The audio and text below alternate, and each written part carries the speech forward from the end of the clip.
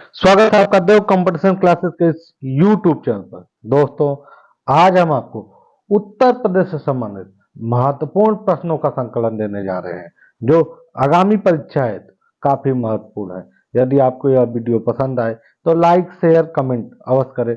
जो लोग हमारे चैनल पर नए हैं, कृपया इस चैनल को सब्सक्राइब अवश्य कर लें, ताकि आने वाले वीडियो का नोटिफिकेशन आपको मिलता रहे। और इस वीडियो को अपने स्टडी ग्रुप, फेसबुक, व्हाट्सएप पर शेयर अवश्य करें तथा दोस्तों और रिश्तेदारों को इस चैनल को सब्सक्राइब करने के लिए अवश्य कहें। तो देर न करते हुए शुरू करते हैं आज का प्रश्नोत्तर। आज का पहला प्रश्न है, उत्तर प्रदेश जमींदारी उन्मूलन और भूमि सुधार अधिनियम 1950 अंतर्निहित है। तो उत्तर प्रदेश जमींदारी उन्मूलन और भूमि सुधार अधिनियम का संबंध 9वीं अनुसूची से है। ऑप्शन नंबर सी।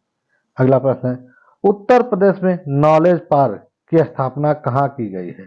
तो उत्तर प्रदेश में नॉलेज पार्क की स्थापना ग्रेटर नोएडा में किया गया है। Option number D.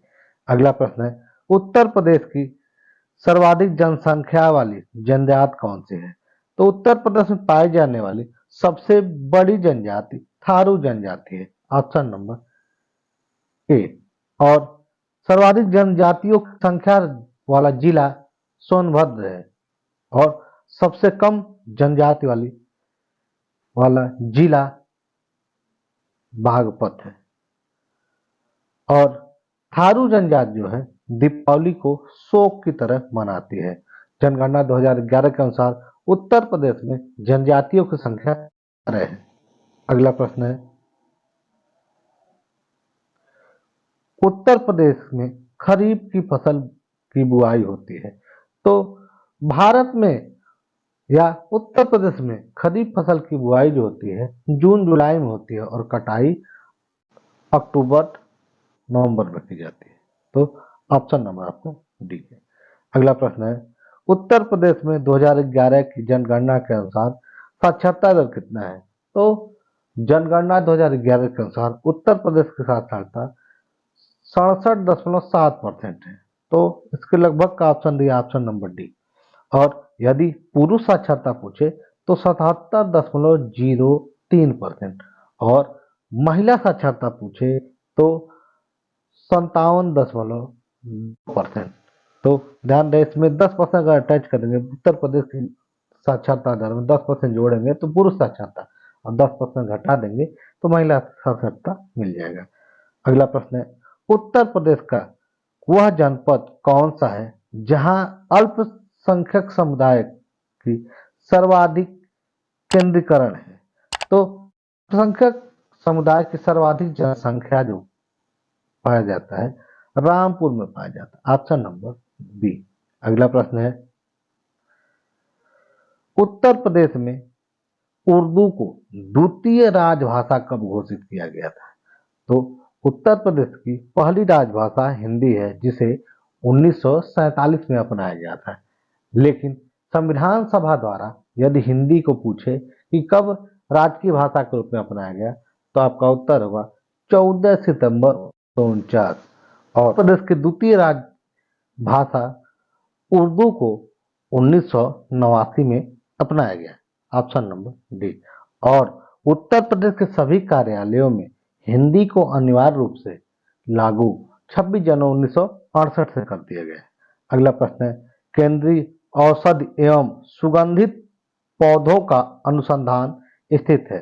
तो केंद्रीय औषध एवं सुगंधित पौधों का अनुसंधान संस्थान लखनऊ में स्थित है। Option number D. और केंद्रीय विश्व अनुसंधान संस्थान भी लखनऊ में स्थित है। केंद्रीय आम अनुसंधान संस्थान भी लखनऊ में स्थित है। अगला प्रश्न है, भारत में मेंथा तेल उत्पादन में उत्तर प्रदेश का योगदान कितना है? तो उत्तर प्रदेश में मेंथा तेल का उत्पादन भारत में इसका योगदान लगभग 85% है। Option number B. मेंथा तेलों का प्रयोग ठंडा तेलों में, जो ठंडे तेल बनाए जाते हैं उनमें किया जाता है। अगला प्रश्न है, 2001 से 11 की अवधि में उत्तर प्रदेश की जनसंख्या में 10 की वृद्धि दर रही। तो उत्तर प्रदेश की जनसंख्या में 10 की वृद्धि 20.09% थी। Option number b. अगला प्रश्न है, उत्तर प्रदेश में सर्वाधिक क्षेत्रफल वाली आम की प्रजाति है। तो उत्तर प्रदेश में सर्वाधिक दशहरी का उत्पादन किया जाता है, जिसका सर्वाधिक लगभग क्षेत्र इसका उत्पादन होता है। तो ऑप्शन नंबर बी, दशहरी। अगला है, आगरा लखनऊ हाईवे की लंबाई लगभग है। तो आगरा और लखनऊ हाईवे की लंबाई लगभग 302 किलोमीटर है। Option number A. अगला प्रश्न है, निम्नलिखित में से कौन सा उत्तर प्रदेश का राजकीय पुष्प है? तो पलाश या उत्तर प्रदेश का राजकीय पुष्प है। Option A. और इसे जंगल की आग की संज्ञा दी जाती है। अगला प्रश्न है, गोविंद बल्लभ पंत सागर अवस्थित है। तो गोविंद बल्लभ पंत सागर सोनभद्र में स्थित है। Option number D. अगला प्रश्न है, उत्तर प्रदेश में आलू निर्यात जोन स्थित है। तो उत्तर प्रदेश में आलू निर्यात जोन आगरा में स्थित है। Option number b. अगला प्रश्न है,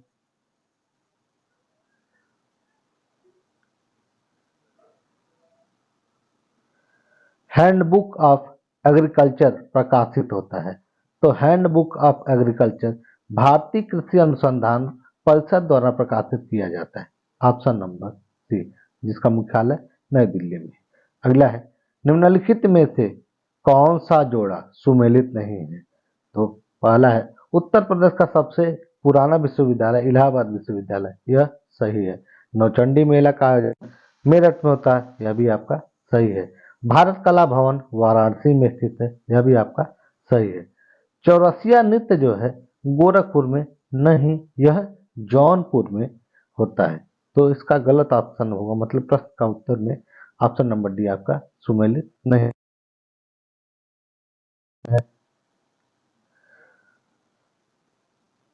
उत्तर प्रदेश में आंवले का सर्वाधिक उत्पादन किस जिले में होता है? तो आंवले का सर्वाधिक उत्पादन प्रतापगढ़ में होता है। Option number c. अगला प्रश्न है, निम्नलिखित में से कौन सा अभयारण्य सही सुमेलित नहीं है? तो समस्तीपुर यह रायबरेली में स्थित है, यानी समस्तीपुर रायबरेली में स्थित है। नवाबगंज यह प्रयागराज में न होकर के यह उन्नाव में है, तो यही आपका गलत है। Option number B. बखीरा पक्षी अभयारण्य यह कबीर नगर में है, और सांडी पक्षी अभयारण्य जो है यह हरदोई में स्थित है। अगला प्रश्न है, कल्याण पत्रिका का प्रकाशन होता है। तो कल्याण पत्रिका का प्रकाशन गोरखपुर से किया जाता है। Option number c.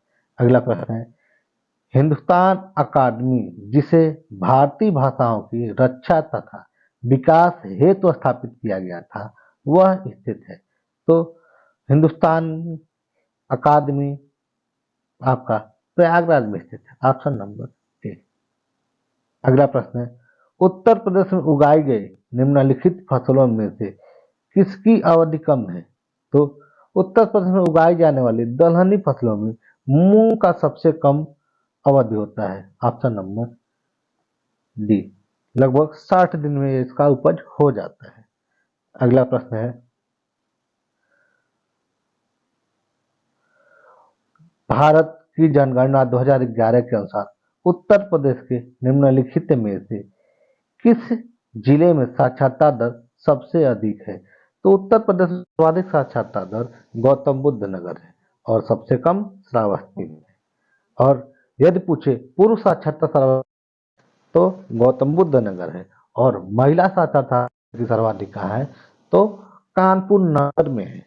अगला प्रश्न है, ताज अंतर्राष्ट्रीय हवाई अड्डा स्थापित किया जा रहा है। तो यह गौतम बुद्ध नगर में स्थापित किया जा रहा है, जो जेवर नामक स्थान पर किया जाता है। Option number b. अगला प्रश्न है, बखीरा पक्षी विहार कहाँ स्थित है?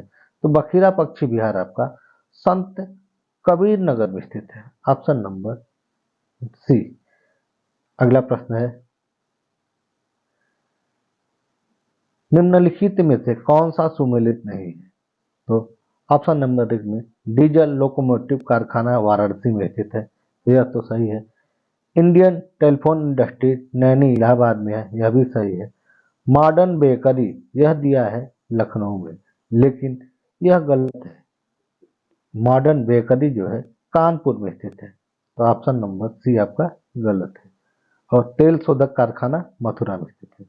अगला प्रश्न है, उत्तर प्रदेश का परीक्षा बांध किस नदी पर बनाया गया है? तो परीक्षा बांध जो है बेतवा नदी पर है, ऑप्शन नंबर बी।